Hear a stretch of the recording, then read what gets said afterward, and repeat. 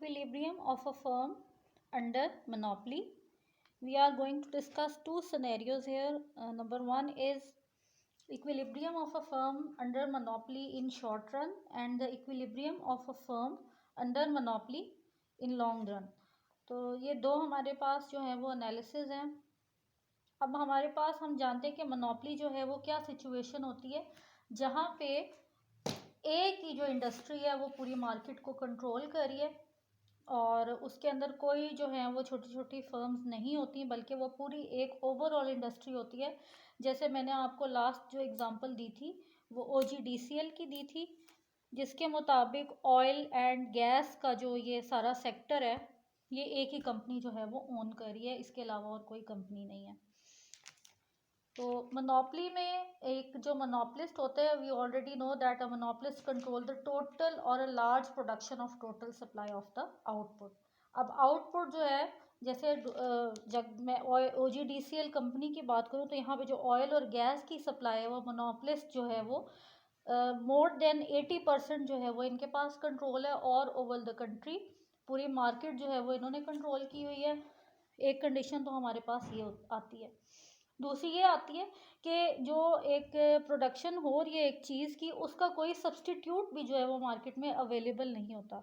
इसका ये होता है कि यहाँ पे मोनोपोलिस्ट जो ऑलरेडी कंट्रोल कर है वो कोई सब्सटीट्यूट मार्केट में आने ही नहीं देता. ये हमने मोनोपोली का एक जो है कैरेक्टरिस्टिक भी स्टडी किया था प्रीवियस लेक्चर में.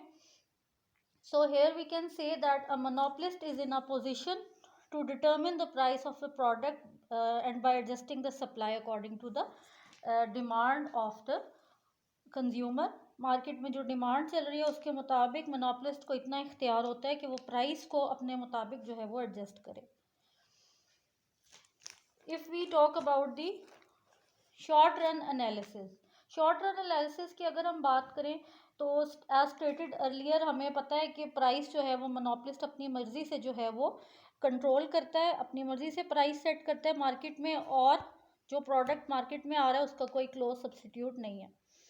तो if we talk about short run, तो शॉर्ट रन में क्या होता है कि हमारे पास जो एवरेज रेवेन्यू कर्व्स हैं और मार्जिनल रेवेन्यू कर्व्स हैं, they are downward sloping. Marginal cost curve जो है वो अपवर्ड स्लोपिंग है. लेकिन यहाँ पे आप देख सकते हैं कि जो प्राइस है, जो मोनोपोलिस्ट ने प्राइस सेट की हुई है, this is above the cost.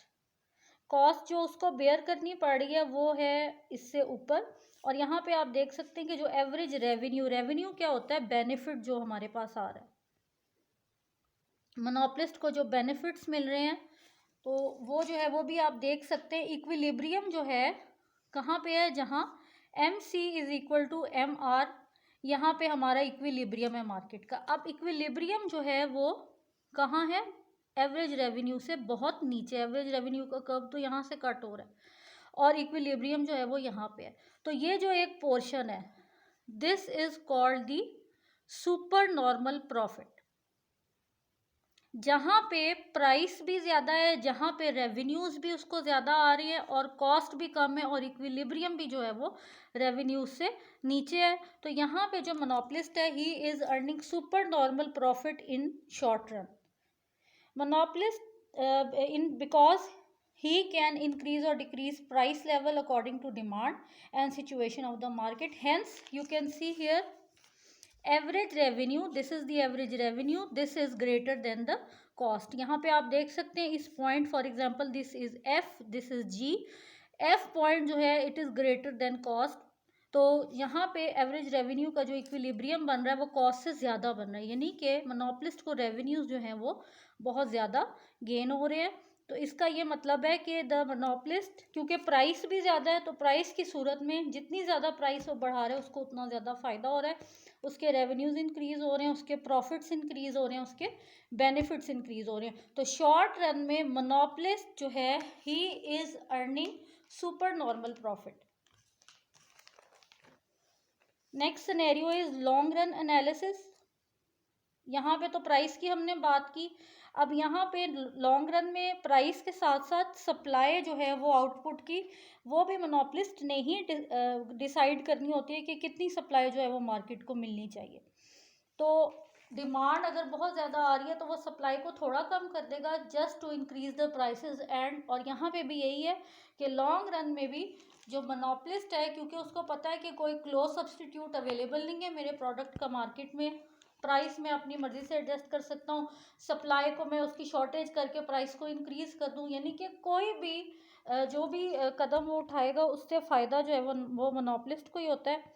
और इसके अंदर भी लॉन्ग रन के अंदर सुपर नॉर्मल प्रॉफिट जो है वो मोनोपलिस्ट जो है उसको गेन हो रहा है। क्यों? क्योंकि he is commanding the supply of output in the market. तो ये उसके ऊपर डिपेंड करता है कि वो सप्लाई को इंक्रीज़ करे अपने प्रोडक्ट की या सप्लाई को डिक्रीज़ करे according to the demand of the market.